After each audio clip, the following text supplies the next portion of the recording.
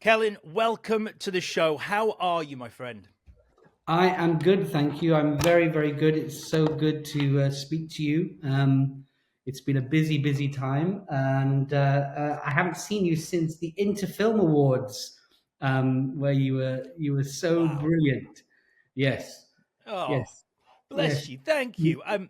So you gave me a great you're not wrong. introduction. Looking at oh, you deserve it. And to go back to what you were saying, gosh, you're busy at the moment. Let me start by saying, am I catching you right now just before you go into production on your next movie that you're directing, the awesomely titled Mad Fabulous? Exactly that. Exactly that. Yes, if you hang around with me any longer, then you might end up in it, Alex. If that's the it's it is the story of the fifth Marquess of Anglesey, who inherited more money than anyone and a title that he never knew he had coming his way, and he proceeded to spend everything before he was exiled to the south of France, where he died at a young age. I'm saying it's Barry Lyndon meets Brewster's Millions. That's my pitch. That's what I'm going to go for. I love it. Yeah, I read that you've described him, at least within your movie, as David Bowie meets Mark Bolan. So I'm guessing it's a rock and roll historical drama, a bit like that movie with Johnny Depp, The Libertine. Yeah, I mean, The Libertine. God, that was. I can't remember the movie. There was an amazing play, wasn't it, The Libertine, and great character. It feels like that, but it's one of those, as you know, with me, stranger than fiction, and I'm hooked. Do you know what I mean? Someone says, a log cabin, Dylan Thomas in a log cabin, or disappearing lighthouse keepers, or Nazi schoolgirls in Bexley-on-Sea, or Rebel Wilson in a brain trauma, and I'm like, okay, I'm in. And if you saw a picture of the fifth Marquess of Anglesey, Henry Paget, he sort of created the selfie. I mean, it really is the most extraordinary thing. It's like 1890, Anglesey, North Wales, and here is this guy dressing up like Mark Bolan, like David Bowie, in all his fineries. Every jeweler on the planet, it felt like, was tapping him up to sell him jewels, to sell him costumes, and he made these photographs and distributed them across the world like sharing a selfie, and people collected them, and he loved the notoriety. I mean, he bought a theater company and moved them into his house, and they allowed him to do his snake dance, butterfly dance in the middle of the show, and he was this sort of extraordinary character, which is obvious, at its heart is this sort of,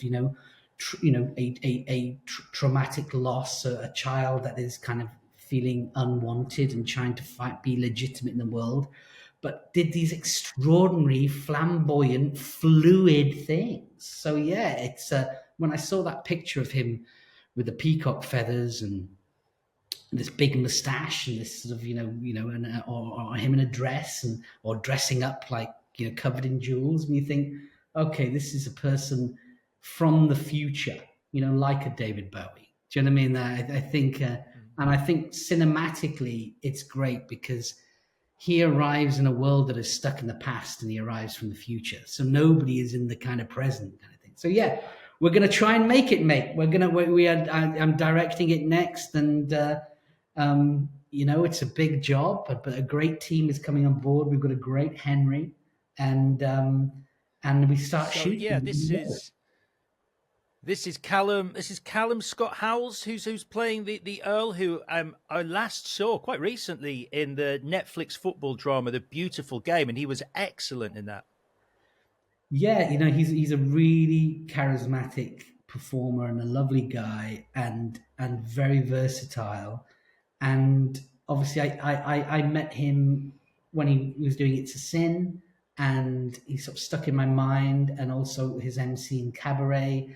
And he just has not only been Welsh, even though it's not important for him to be Welsh, even though it's a Welsh story because the character's born in France. And but he has the right energy, and he has the right sort of charisma and the right sort of narrative around him. And he I think it's exciting. It's its first lead role in a movie, which is always exciting. So they can And blame me. on the Welsh on the Welsh front, though, you were born in Anglesey. Is there some special kind of resonance here, or is that just a weird coincidence? Oh, there's definitely a resonance. Definitely. I mean, I'm from Holyhead, Caergybi, which is a little island off Anglesey. So it's an island off an island. I grew up in the port there. And in 25 years, Alex, I have never worked back on Anglesey. And this year, Mad Fabulous will be my second movie on Anglesey. I shot a gorgeous drama about mussel fishermen, a film, at the beginning of the year. And that was the first time back. And that was great as an actor. And now I'm going back to direct Mad Fabulous there. So there's a definite pull, a definite draw. I didn't know the story of Henry because he was written out of history. He was written out of the history books. So there's he sort of lives in mythology and photographs. There's only one sentence of his own recorded. They got rid of a load of books and stuff like that of him, and he but Anglesey for sure is really resonant, and the house that it was based there is still there, and we can use it, and it's quite cinematic because you are across the water and you feel so remote. So yeah, there's a lot, it's there's a lot going on in it, really. There's a lot going on. Do you know when I grew up, here's a little film knowledge. There was an actor who lived on the mountain in Holyhead, and he'd played a henchman in a James Bond, and he was like a baddie in a Charles Bronson Death Wish movie, and his name was Gavin O'Leary. And I never saw this guy, but the idea that a movie star lived on the mountain in our town was sort of extraordinary, because that was a time when you had a fight with James Bond in a movie, you were globally famous. I always say my career was worth having 30 years ago. Do you know what I mean? I always feel like, that sort of thing where you kind of go, there was something, movies that hit and landed so big back then. But, as a kid growing up, thinking that Hollywood was just on top of the hill, it hugely evolved. So was it in any way inspirational, the idea of you growing up at the bottom of this mountain, and did it present the possibility of working in an industry that perhaps you might not have thought was possible for you, knowing the fact that this Hollywood guy, was from Anglesey? Yeah, I think it has a little bit to it, it was a bit tangible, but also, the town was very kind of working class and industrial. You either worked on the boats, the aluminium works, or the trains. My dad worked on the boats, and we grew up on the docks there. So everybody was kind of so. In a way, movies were an escape. The video shop was a huge escape. So it felt far away, but I guess there was a little connective tissue there for sure. But when you're from an area like that, why not roll the dice? I think you just go, why not? Why not try and enter the movies? It didn't feel off-putting because it was so extraordinary and other, really. And you mentioned that this is going to be your second movie shot in Anglesey. You touched on the first. Am I right in thinking that's Chuck Chuck Baby that you shot in Anglesey? Is that the right movie? No. This is my North Wales years now. Really, I've got a Chuck Chuck Baby is set in Flint in North Wales. That comes in cinemas in July, which is a modern musical set in a chicken factory in North Wales. Written and directed by Janice Pugh, and I play every version of toxic masculinity rolled into one in that film, and it's an extraordinary movie. And they sing Neil Diamond, and they sing Le Fleur, and the female cast is predominantly a female cast, are brilliant in it. and Louise Brealey gives a stonking performance, and I sort of, I'm in a shell suit and a gold chain and a shaved head and want to fight the world, and so that's Chuck Chuck Baby. So that's Flint and Almond and the Seahorse. We shot a bit in Wrexham. But the one on Anglesey, which was filmed this year, is called On the Sea. It's written and directed by Helen Walsh in her sort of sophomore movie. And that's a sort of gorgeous kind of, it feels like God's Own Country type movie, if you know what I mean. It sort of feels like a sort of a coming together, sort of two fisherman brothers. They have a mussel farm, and so we learned how to be mussel farmers. And the older brother, played by Barry Ward, he's great in the movie. He sort of has everything. He has the house, he has the status, he has the job, and I play his angrier. There's a theme here, Alex. his angrier, frustrated, slightly younger brother who's not as popular or liked, and I'm trying to hold the business together, and I've got all my kids working in the farm, and the older brother falls in love with an itinerant fisherman, and it sort of splits the business and the family. But it was a beautiful script, a beautiful story. Scenery's amazing, and they cast my middle son to play my son in the movie, which was really kind of amazing. Oh wow! Yeah. So yeah. So he's following in Dad's footsteps. Then is it just a one-off, or does he want to act as you do? Yeah, I think you can't really, when they've been around their dad doing this, you can't really put them off it, because they're like, well, you can't really say get a real job when they watch their dad kind of make stories up for a living, or go and run around dressed as this. And to be honest, they get it, because they've been around film sets all their life. And I didn't push him into it, but he really wanted to, and they suggested him, and he went on tape and he got the part, and he did really, really well. So who knows? But they're not. It's not an enigma to them, to my children. Do you know what I mean? Because where it was to me, like, how do you ask your sailor father and your baker mother, how do I get into the movies? They're like, what? So yeah. Go speak to the man on the mountain. Go ask the guy on the mountain. Yeah, there you go. Charles Bronson visited him at Christmas. I kid you not. That was a story around town, So we started off by talking about what is going to be your latest film as director. And you've touched on the film that was your first feature as a co-director, which was The Almond and the Seahorse. What was it that made that the right movie to be your first film as co-director? And I'm right in thinking you co-directed it with Clint Eastwood's legendary cinematographer, Tom Stern. I know. What an unusual pairing. That how did that happen? The boy from Anglesey, and well, I mean, Tom's got this extraordinary story in the industry, in that he was Conrad Hall, or Connie to him, Conrad's Hall gaffer for years. So Conrad Hall, for the people who don't know, was the cinematographer on Butch Cassidy and the Sundance Kid. It was like, did all those original, did The Unforgiven for Clint Eastwood, did Road to Perdition, I think was his last movie, and Tom was Conrad's gaffer. And when Conrad passed away, Tom was going to sort of, he didn't really want a gaffer for anyone else.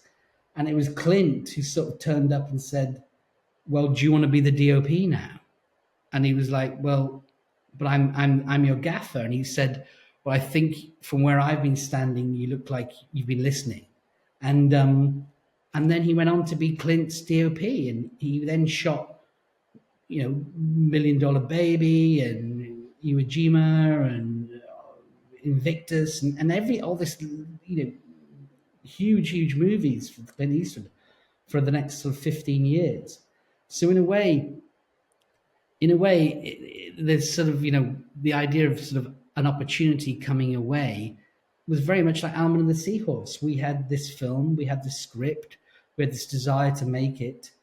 And one of the financiers we were working with suggested Tom and I doing it together. And it was it happens, you know, and all of a sudden we zoomed and we chatted, and he sort of said, well, if I could do it for Clint Eastwood, I could do it for you, kid. You know what I mean? In terms of, you know, with me acting in it as well and doing multiple roles, and you know, it was a, you know, it was a really enjoyable experience during probably the hardest time globally, because we made it at the height of COVID, and we prepped on Zoom, and you know, it was, you know, it was on its feet, it was off its feet, and money was falling out, and people, I mean, as you know, it was a global pandemic, so keeping the wheels on that production was a challenge in itself, and you know, it helped that. So, well, the fact we, you know, we got through it and without a hitch, and I'm really proud of the performances in that movie, and really proud of the cast that came on board, and the love that the audiences and people have had for it is great. But yeah, Tom and I were sort of thrown together, so it's sort of unusual to sort of, it was kind of both our debuts, but I guess going on to Mad Fabulous, this is the one that kind of has my signature on it as a sole director. But I certainly learned a ton from being around Tom. Just the speed and efficiency and the way you problem solve, and you know, it was definitely, if you're in a trench, he was a good person to be in a trench with, for sure. And it would be remiss of me not to mention a movie that was recently in cinema, so I can only imagine it's coming to streaming very soon. A brilliant Swede Caroline, a wonderfully surreal mockumentary in which you star with the wonderful Joe Hartley, who I was chatting to about you the day before we were meant to do the interview, and then we couldn't do the interview anyway. She was fantastic in it. You're fantastic in it. It was such a surprise, and it's been so well received by critics and audiences. What did that reaction mean to you? For it's like the little indie that could. I mean, you know, how extraordinary that story is. You know, I had a phone call. I think Joe reached out to me, and I was sort of camping with my kids one the summer, and we just sort of, and she said, I'm doing this, you know, mockumentary for no money whatsoever, and we're going to run around Winchester. Will you come and do it with me? And I think the world of Joe. I think she's an amazing actress and an amazing human being. And I was like, well, if you're doing it, Joe, I'll do it. And I met the guys. I met Finn and Brooke, and I really liked their script. I sort of had one note, which was just, you know, he described Willie as an idiot, and I said, look, you know, he may come across like an idiot, and he may be an idiot, but I'm not going to turn up and play an idiot. You know, like I'm gonna, you know, I'm going to, you know, he's got to be real. He's got to be real to himself and real to me. And of course, when you watch the film, he's all kinds of idiot. But you know, as an actor, you can't go there and just say, "I'm going to put my idiot boots on now." And I think what was extraordinary about that is that, you know, Joe, Richard, and I were this. That's interesting. No, go on. Sorry, Alex. Because no, just on that point, that's really interesting to me, because Joe, when I was chatting to her about it, said that to perform comedy in a mockumentary in that genre of filmmaking, it's and I should say also, it's such a quintessentially British mockumentary about conspiracy in the world of competitive vegetable growing, which is great. But Joe was saying that to play comedy in a mockumentary is a very different skill set to playing comedy in something that is a pure work of drama. What do you think about that? Did you find the same? Yeah, I mean, I think so. I mean, what I felt with them, the more serious we took it, the sharper the comedy was. You know, like Only the Truth is Funny, and you know that this triumvirate of Joe and Richard Lumsden and myself within this mad world of characters and conspiracy and espionage and all that kind of thing, that the more we clinged on to it, my love for her deep desire for justice, and you know, and Richard and his sort of ideals thrown in, makes for good sort of great comedy that you play it like a drama actually. And also the idea of, you know, with a mockumentary, thinking, you know, what does the appearance of the camera crew do to those characters. You know, like I was thinking about David Brent in The Office, and you kind of think, had that documentary team not turned up, David Brent probably would have kept his job. But actually, the presence, you know, the fact that they were there in the office, they unearthed his dark side, his guilt, his ego, and that's he's hoisted by his own petard, and in some ways set free. And then you think, okay, yeah, so here's a character. So when playing Willie, it's like when you first meet him, you think he's this very unusual character because he's never had a camera thrusted in his face before, and what does that do to him? And then when he feels really comfortable, he lets things out that shouldn't do. And I do think it has one of the greatest backstory reveals in Swede Caroline to who Willie is and where he's from. I think that is a great moment in that movie. But yeah, I think it's a great moment. Yeah, but it's all different, isn't it? It's all different wherever it is. But certainly with Swede Caroline, we our way through it was to take the work really seriously and take the characters really seriously in a very absurd world. And I, you know, for me, I with every character I do, whether it's the darkest character ever, I look for moments of lightness and touch and comedy, and vice versa. You know, if I'm playing the sweetest, funniest character, I will look for their shadows, and because I find that really interesting. It's all about the human condition, you know. Yeah, maybe I overcomplicate things. Who knows?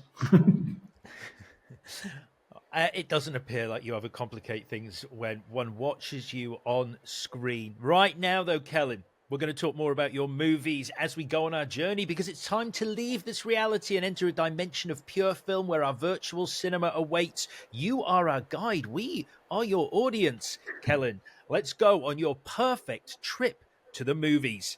So we push open the doors to our temple of film and find ourselves in the foyer. There's an excited buzz, as there always is in a cinema foyer. The hum of anticipation. It's your perfect cinema trip. Who have you picked, living or dead, to go with you? Well, I've picked Orson Welles, haven't I, to come with me? I just think I remember reading. Tell me why. Why? Because I think he would know everything. I think there'd be an appetite for life. You know, I remember a story he told about having a fist fight with Ernest Hemingway in an auditorium of a cinema, and you just think, well, that's a big personality to sit next to, wouldn't it? You know, and I also love the fact that the guy loved magic.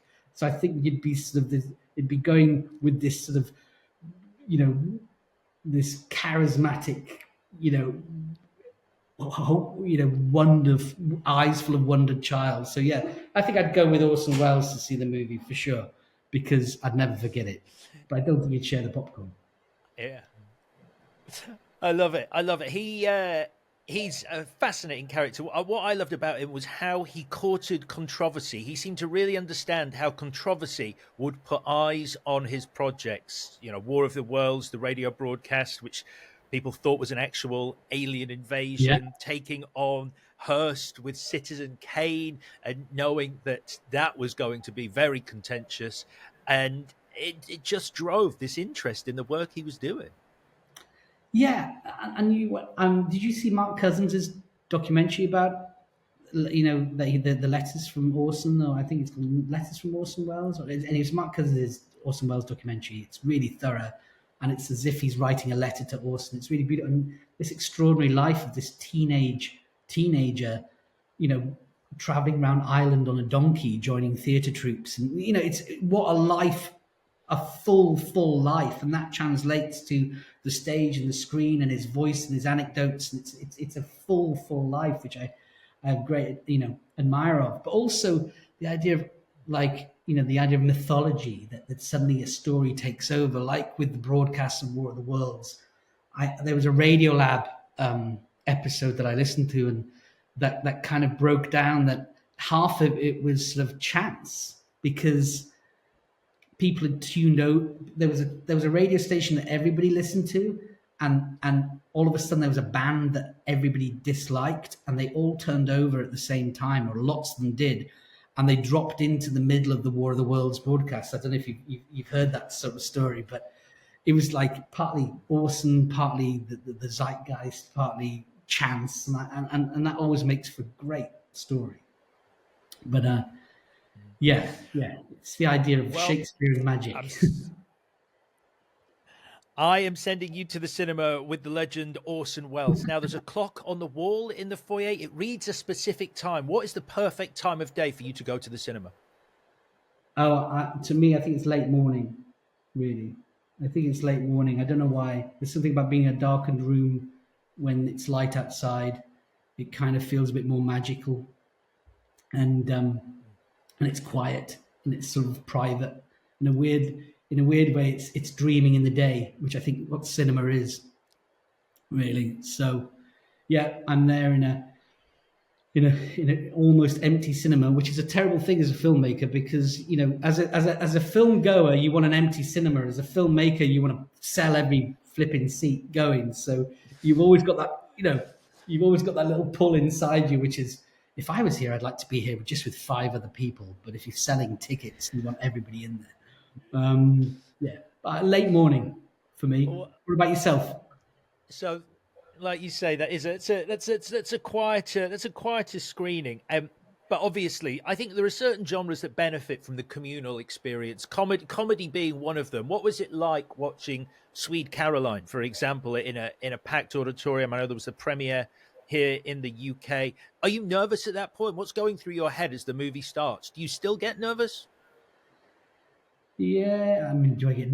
I wouldn't call it nerves, but I guess I, I want people to have a good time, and you've got to get beyond yourself. And those screenings are really when you're in a film and it's a big full house is an extraordinary experience. You are right. You're absolutely right. The premiere of Sweet Caroline was hilarious because they gave me a microphone and I sang Sweet Caroline to Joe at the end of the premiere. Um, and lucky I'd been on rugby tour that weekend, so it wasn't the first time that week I'd sung that song. And hearing people laugh collectively is fantastic. I remember the first time I saw Full Monty was an amazing experience, and where people just jumped to their feet at the end of it and didn't know why. As soon as that upward inflection of that last hat going in the air, everybody just jumped to their feet.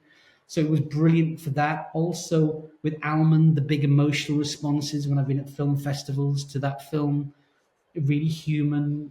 That feels like you're sharing something. I've just come back from San Sebastian. There you go, big with the family. We went for a couple of nights, and that's got an amazing film festival. I don't know if you've ever been, Alex. Have you ever been to the San Sebastian Film Festival?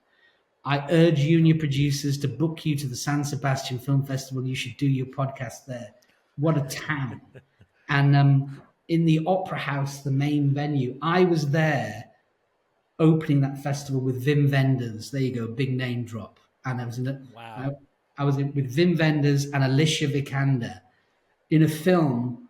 For whatever reason, nobody went to bloody see. Do you know what I mean? Like it's a film that, for whatever reason, just polarized people. It's a beautiful film. James McAvoy's amazing in it. Alicia's amazing in it. And it's Wim Wenders, and it's shot by Benoit Debie, who was Gaspar Noé's DOP. And yeah, in the opening night, I was backstage with like John Malkovich and Kaurismäki and people like that. It was just like mind blowing, right? And then the auditorium was like 3,000 people, and then at the end of the movie, the spotlight comes on us, and we stand up, and then the whole auditorium stands up and applauds you, and then they walk with you out the theater. So thousands of people applaud you out of the cinema. You feel like you've won Cannes. You're like if somebody had given me like at that point, give me a phone, I would have been like calling my family like, well, we've made it. It's big now. This is it. You know what I mean? Life's about to change for us all. Mum, do you want a caravan? Dad, it's just one of those extraordinary experiences. And then, as you know, there's the experience, and then there's what happens, and kind of the unicorn we're all chasing is where you get that kind of the audience and the critical and the experience, and it all happens. But they are they are rare. But at that moment in time, it was an extraordinary experience with thousands of people all joining in the same moment. Yeah, it's so sorry, a long answer to a short question, but No. even though I antisocially go to a quiet cinema and watch a film, you are right. When you experience it with big numbers, it's bloody amazing.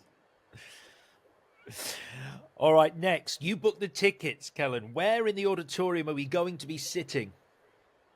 Oh, not dead center, but I like the mid to be in the middle of the road, but like a third back. I mean, I've two answers. I almost like a third from the front or 2/3.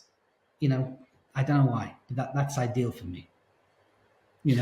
All right, that is our second most popular seating after directly in the center, in the middle. So you are in a popular crowd there. The final thing we need, Celyn, before we leave the foyer and begin our journey to the auditorium. The air is full of wonderful smells. All manner of snacks and foodstuffs are available at the various counters. What are you choosing to eat? Popcorn is always a great one, and I like salty popcorn with a bit of chocolate on top, which is great. I like a coffee. Yeah, and that's it. Yeah, and then nothing too noisy either. But salty popcorn with some chocolate bits on top, and a coffee, and I'm good to go. That is me. I'm sitting all day. What about yourself? Covering all the bases there. Sugar, salt, and caffeine. Yeah, I like it. That's a solid order. Right, let's push open the doors to the corridor down towards the auditorium. Now, the corridor is looking a little bare at the moment, so I'm going to put up posters that represent some of your most important movie memories. And the first poster I'm going to put up is your fondest movie memory. It's Ghostbusters. It's the first time I saw that film at the Empire Cinema in Holyhead, and we went there with my sisters and my cousins, and I remember thinking, and it was the first time I thought I'm going to sit on my own, and I moved away from everybody, and then in the get her moment, we jumped back with everybody because we were too scared. But no, that was a fond memory because they were just so cool and they were just so funny, and it was just and I've always loved the ending of that, where the whole of New York turns up to cheer them on. I've always just loved that bit. And yeah, Sigourney Weaver possessed. I didn't know what I was feeling at that point. But I think Ghostbusters for that power of that, for sure.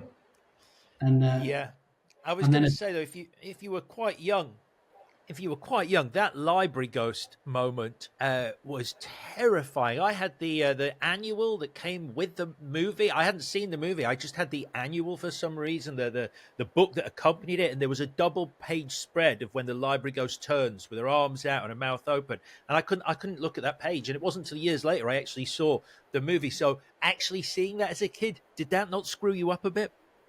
Well, look, we're talking now, aren't we? So there's probably it's paying dividends now. It's so funny, isn't it? There's certain things like the concept alone could haunt your dreams. I never saw Freddy Krueger ever as a child, as a teenager, even as a young adult. But because the concept alone was too much for me. Just the idea, somebody in a playground at school said, "Oh yeah, he comes to you when you're asleep," and that was gone. The idea that the picture, the cover on the video shop, they sort of haunted you. Hellraiser, that video. I don't know. I do think, and I'm not going to moan about the good old days, but I wonder where those sort of images and iconography that where you'd go to this library in the video shop and see these films that you might not have seen, but yet they exist in our consciousnesses and our imaginations. Yeah, no, totally messed. Those things sort of messed me up. Incredible Hulk messed me up. There was an ad. There was a bit in Return of the Jedi. I ran out of the cinema and never went back in. That totally messed me. Things, but.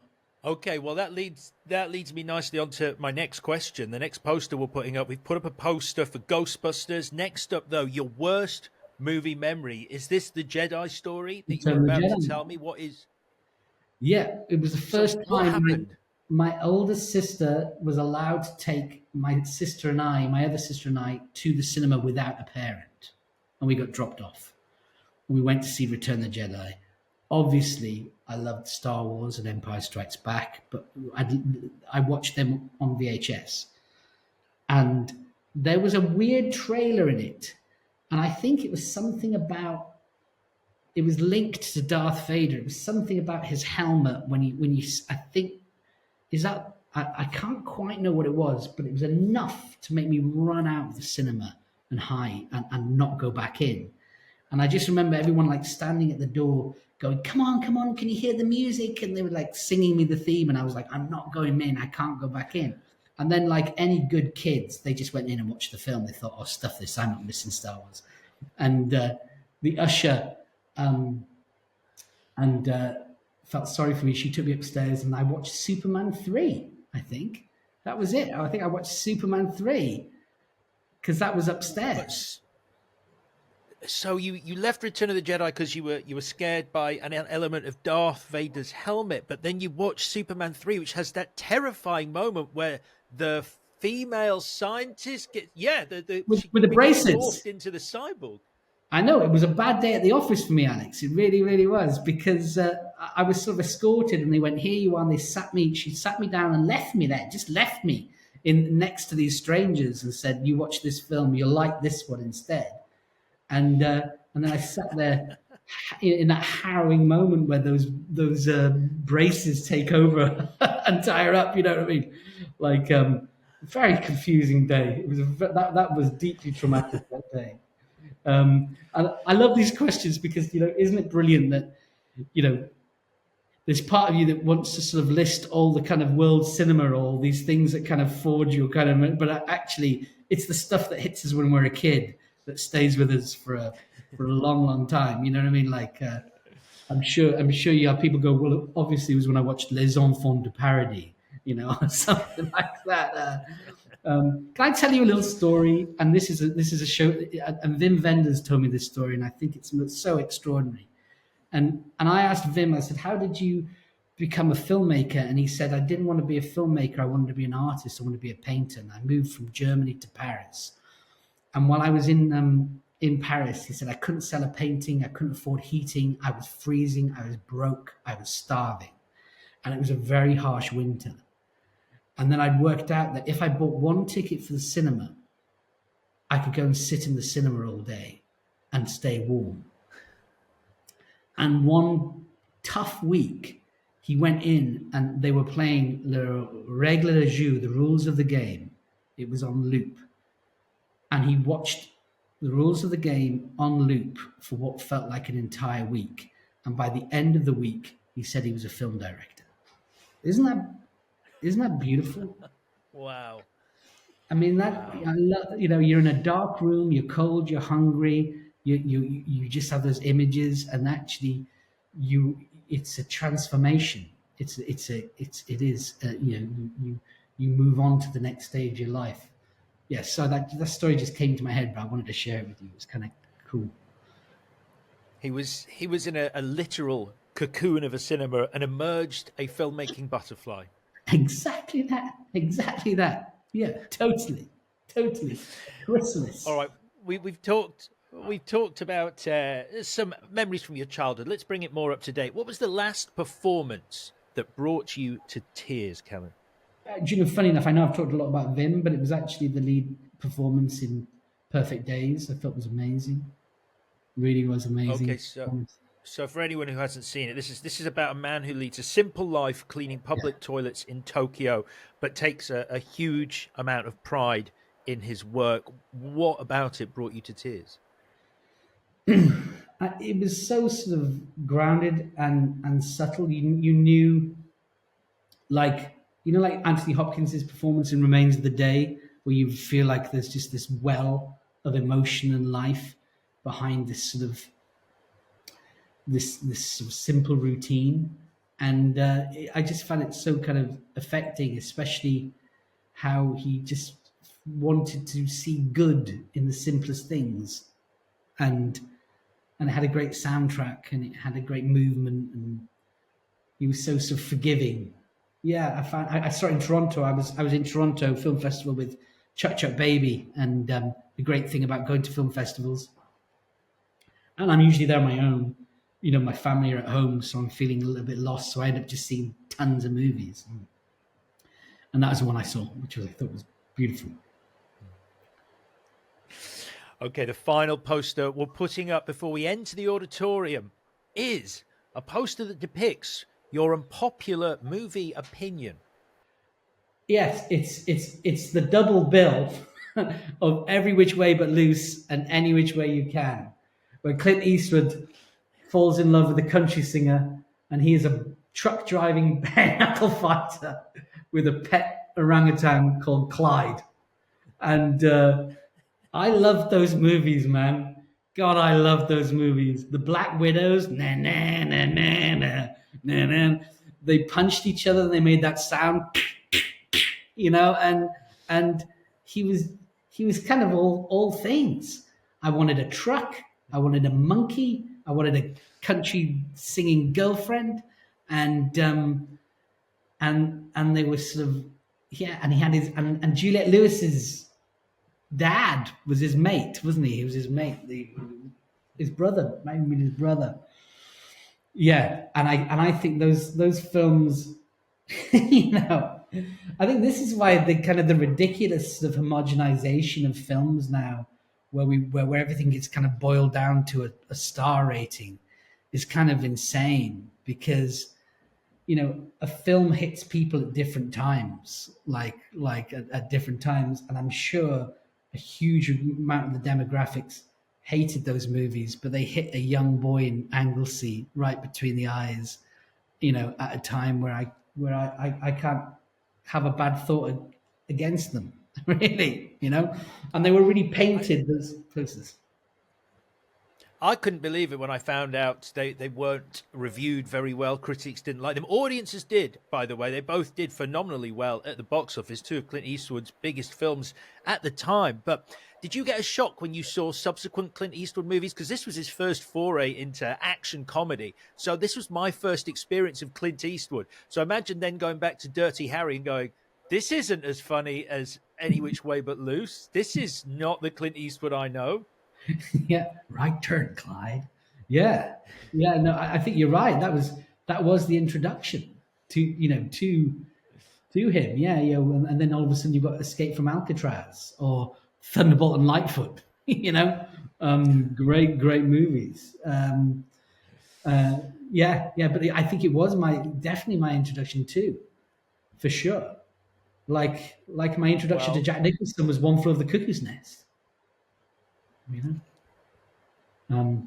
Yeah. Well, yeah. we're going to put up not one but two posters for your unpopular movie opinion: Every Which Way But Loose and Any Which Way You Can, the sequel. We've reached the last set of doors. Now, there is a crowd hoping to join you and Orson Welles in the auditorium.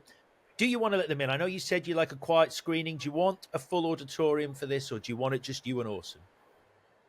Do you know what? Do you know what? You've persuaded me that actually a good time is had with many. So let them in. Let them in. Well, the crowd go wild. They pour into the auditorium. Now, before we get to the movie you have picked to screen for us, there's a few other things I'd like to play on the big screen. And the first is the trailer for the movie you are most looking forward to seeing at the cinema. To P.T. Anderson or like Quentin Tarantino's next films. Really. I'm super excited. You know, Pulp Fiction was the first film I ever went back the next night and watched again. You know, I just had to run back into the cinema and see it again, and I'd never done that before. And P.T. Anderson, I think, can do no wrong. I've just loved everything he's done. So the trailer would be any one of those guys' movies for sure. Am I allowed to do that? You're right, though. Neither. Yeah, neither. Quentin Tarantino just pulled the plug on the movie critic. He's saying it's not going to be my 10th film. anymore. And P.T. Anderson's new movie, currently working under the title BC Project. All we know is that it stars Leonardo DiCaprio, Regina Hall, and Sean Penn, and it's apparently being called his biggest movie yet. So that's to get excited about. Totally. I loved your interview with him as well. I remember watching that. You interviewed Tarantino, and you had Yeah. such a great connection with him, didn't you? You really sort of vibed off each other. Have you listened to his Yeah. podcast about the video shop? No, I haven't. It's on my to-do list. I've got my to-do list is just ever growing, Kellen, but it's on there. No, but I loved your interview with him. It was great. It was great to sort of see you vibing off each other. It was brilliant. Thank you so much. Right, let's play something else on the big screen. This is the movie moment that makes you literally or metaphorically pump your fist in the air. It's Rocky. Why? Which bit in Rocky? Do you have a specific moment, or are you fist pumping throughout? I just loved. I've always loved that movie, and subsequently loved it more when you realize the story behind it and how it got made. I've always been a boxing fan. My dad was a boxer, an amateur boxer. We've always loved boxing, but actually, Rocky isn't about it's this love story, the character of pure of heart character, the relationship between Mickey. It's just this beautifully the Bill Conti soundtrack. I just, all those kind of things that have become such tropes now. It is a film that any of the Rockies, actually, even 5, which is a bit of a push, to be honest. But actually, if they're on before I'm going to bed, my wife just kind of looks at me and says, "I'll see you in a bit." Do you know what I mean? I just can't finish them. But like Rocky 1, it's just this fantastic tale of endeavor. The idea that he just wants to contend. He just wants to contend. He doesn't want to win. He doesn't want to be the champion of the world. He just wants a chance to prove to himself, really, and get the girl. And those beats, it plays like a beautiful pop song, and you can't help but get emotional for the ending, but also the journey throughout. So yeah, I put my fist through the montage, through the Burt Young watching him punch a side of beef. I'm there. I'm all in on that movie. I'm all in on it. And I can't remember a time it didn't exist. To be honest, I can't remember a moment in my life where those films, Rocky, It's a Wonderful Life, One Flew Over the Cuckoo's Nest, weren't in my mind, my heart. Well, how about we move to the other end of the spectrum, and now I ask you what you think is cinema's most shocking moment. It inspired me, actually, for a film that I wrote. It's the hobbling scene in Misery. Right. Okay. Wow. That's a shocking moment for sure. How did it inspire you? It inspired. So the hobbling scene where Kathy Bates. I mean, I do think Misery is a fantastic movie, and I think also the idea that Rob Reiner directed that movie. And you think Rob Reiner, I know he's had huge hits, but he had that winning streak of these incredible movies. You think the same guy did Spinal Tap, did Princess Bride, did Misery, did All President's Men, did Harry Met Sally.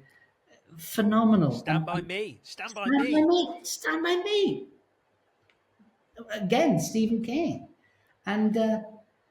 And also, they were all stories within a story. They were all like either about a writer or about a storyteller or the form. There was always these sort of stories within stories. Or if it's Harry Met Sally, there was this documentary come episodic rom-com.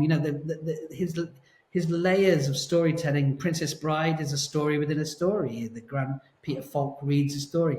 Yeah, so Misery, when the number one fan played by Kathy Bates breaks James Caan's foot with a sledgehammer and does the whole speech, and you watch his foot just go like that, and she does that whole speech about hobbling, and I'm thinking, was hobbling a thing? Or did they just invent that for a movie? Because I don't remember hobbling existing before I saw Misery, but yet now it exists. Oh, that's hobbling. If somebody says, oh, yeah, they got a foot broken with a sledgehammer, you go, they were hobbled. So anyway, it inspired me that when Joe Bone and I wrote a film called Keepers, which ended up being called The Vanishing, much to my annoyance. Oh, I love that movie. I love that movie. That's I was gonna bring it up later, but you brought it up now. That is such a great movie. Gerard Butler, the whole setting, this lighthouse. It's fantastic film. Thanks, man. Thank you very, very much. And I remember saying when we were writing it, I said to Joe, we've got to have a hobbling bit, you know, like the whole point. What is the water cooler moment? And I looked up forms of pirate torture and discovered a thing called walding. So like in that film with the knotted rope around the head where they tighten up the head and his eye, you know, and in that earlier on in the movie, you know, Peter Mullen does that story about where he's opening the crab and tells the story about walding, and any decent film goer will go, well, we know that's coming back later on in the movie. we know somebody's going to get their head cracked open. So that's how Misery inspired it with The Vanishing, with Keepers was like, what is our walding moment? What's our moment where? And I remember we premiered in Sitges. We went to Sitges Film Festival. And that's crazy because they just love horror and gore and thrill, and it's like watching a Marx Brothers movie. The gorier, the better. They're just whooping with delight. But I was in cinemas where we showed that movie where Peter and Connor put that knotted rope around Soren Melling's head and they're tightening it. And because we've already seeded it in the story about what happens when they put it around someone's head, people were just in the auditorium going, no, no, no, no, no, stop. You know, so anyway, yeah, that's how Misery inspired us, for sure. Love it. If anyone hasn't seen The Vanishing, I suggest they go and seek it out immediately. Cracking film. No pun intended. Right then, thank you. Let's play something through the speakers in the auditorium now. How about the line or piece of dialogue from a movie that most affected you? This is what's inspired me as a writer, and it's the economy of dialogue. And there's a bit in Escape from Alcatraz where Clint says to his one of his cellmates, he says, "What day is it?" He said, "It's Tuesday." And he says, "Oh, it's my birthday." And the guy goes, "What kind of childhood did you have?" And Clint says, "Short." And I think that is that again. Now, look, I'm giving away all my secrets here because that inspired me again in The Vanishing, because I just thought one word tells you everything you need to know about this character's backstory with the economy of dialogue. Once when somebody says, "How was your childhood?" and they say one word, "short," you know that they've been through some stuff and they've not had, and they've had to see some stuff, and they've, and it just gives you everything you need to know in one word, like the sort of Hemingway saddest story ever told. Is a 6-word story, isn't it, about baby shoes for sale, not used. I think that "How was your childhood?" short, I found that so inspiring.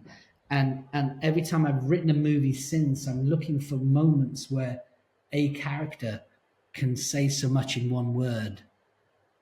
And we in The Vanishing, and I was really chuffed when it got picked up, actually.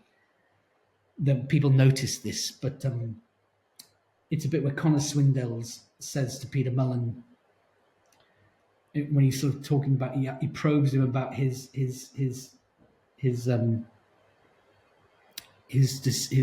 wife, his deceased wife, and he says, "Did you ever have any children?" And Peter says, "Briefly," which I just think is so tragic that in one word, tells you too much than you need to know.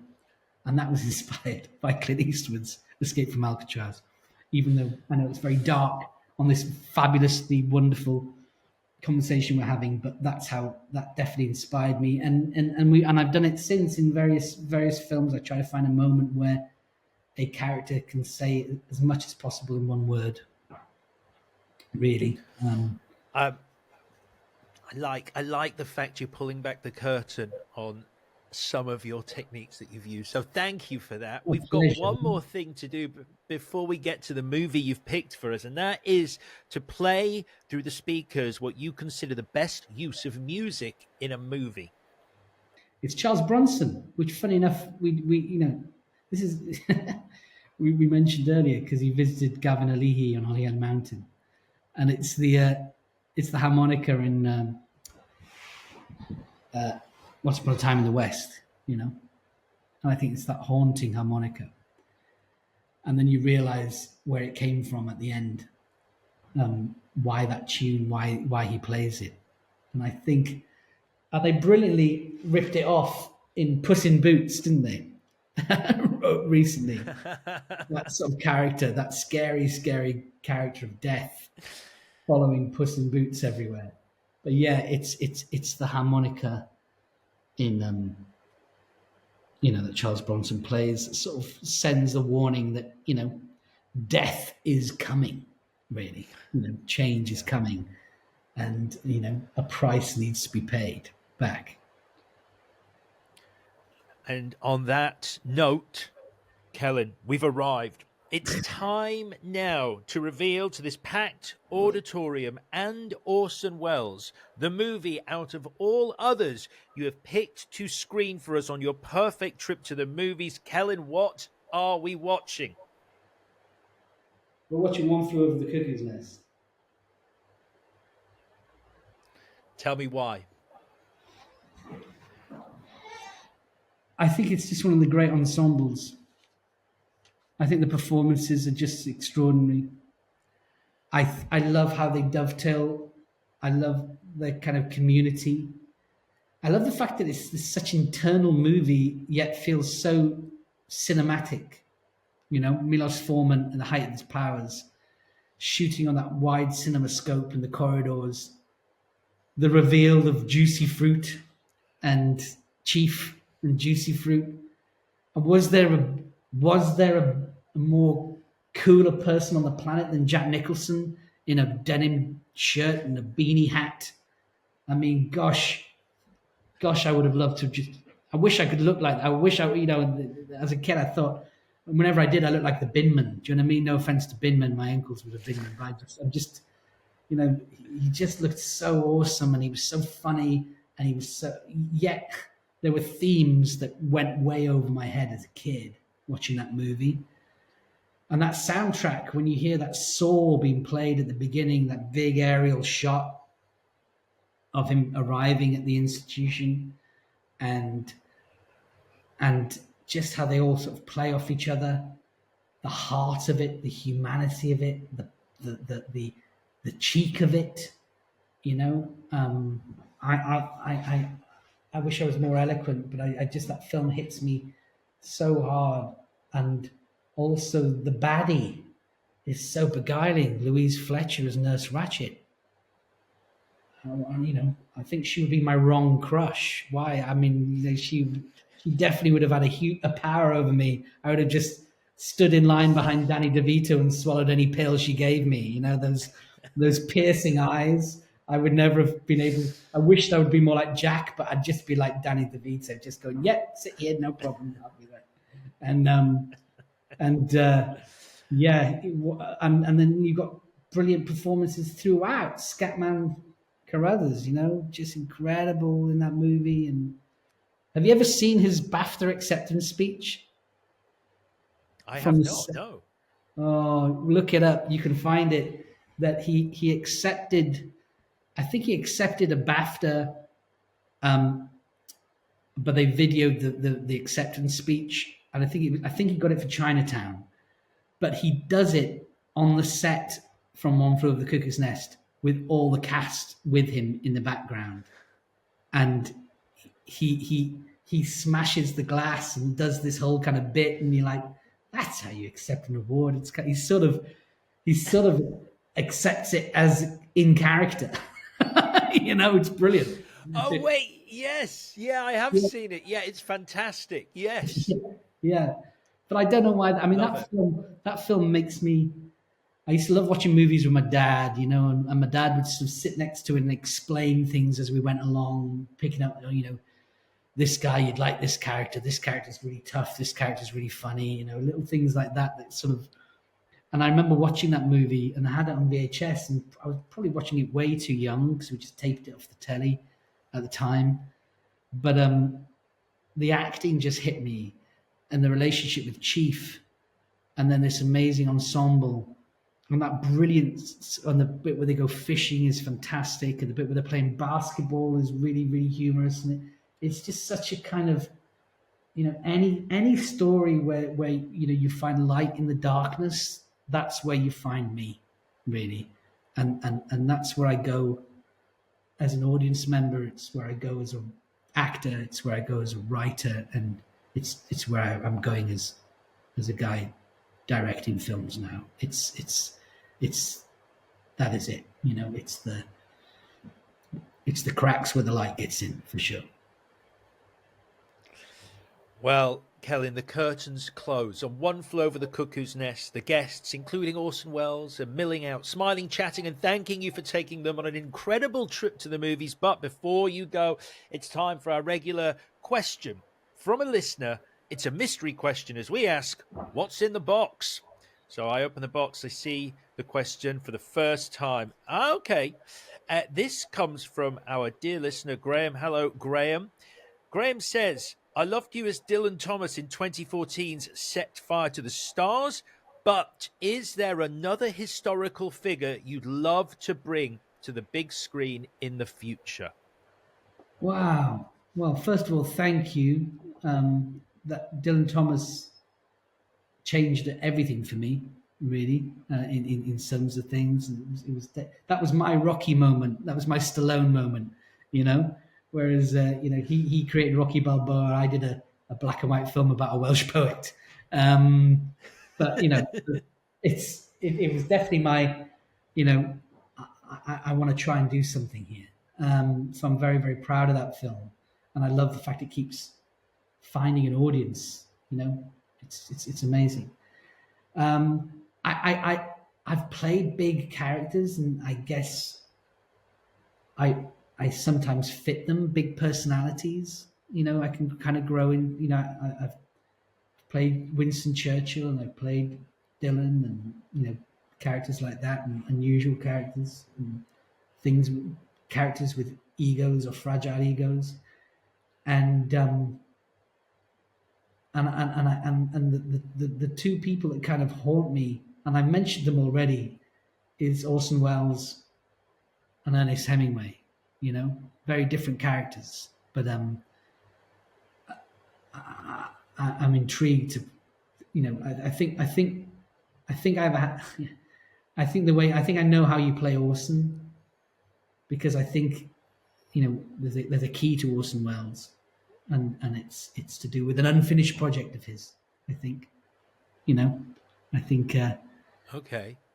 I think you play Orson Welles at the same time as you try and play Don Quixote. Wow. I think like that's that comparison. That's yeah. good. I think that's it. I think the story he couldn't finish is his own story, and just as Don Quixote looked at the giants and the windmills, he looked at Hollywood and movies and things, and I think there's a story, like a Kaufman-esque adaptation between Orson Welles and Don Quixote, for sure. And Hemingway, I find that interesting. This sort of, for different reasons, this kind of alpha, belligerent, man of words and passion, living in a different time.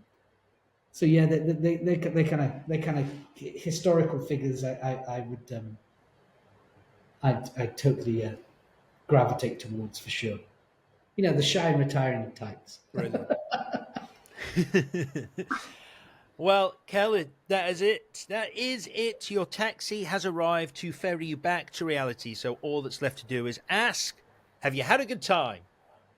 I've had a great time, Alex. I think you're great. I think you're brilliant at what you do. I think you're a champion for film. You're a joy spreader, and yeah, let's be friends forever. And I'd like to go to the movies with you. Oh, I like that. Orson Welles has been bumped for me. I'll take that. I'll take that forever. Celyn, it's been absolutely wonderful to talk to Thanks, you man. about film. Big fan of your work. And thank you for your time. Have a great rest of your day. Real pleasure. I really appreciate you. Thanks so much, man. Thank you so much for watching this interview. I'd love it if you would check out some of the other interviews on our channel. They're all fascinating and unique trips to the movies with some wonderful, wonderful guests. And if you would like to find out more, do hit us up on our social channels. We are at Trip to Movies Pod. That's at Trip to Movies Pod on all social media with lovely content on there. And you can get in touch with us if you so wish. Thanks again.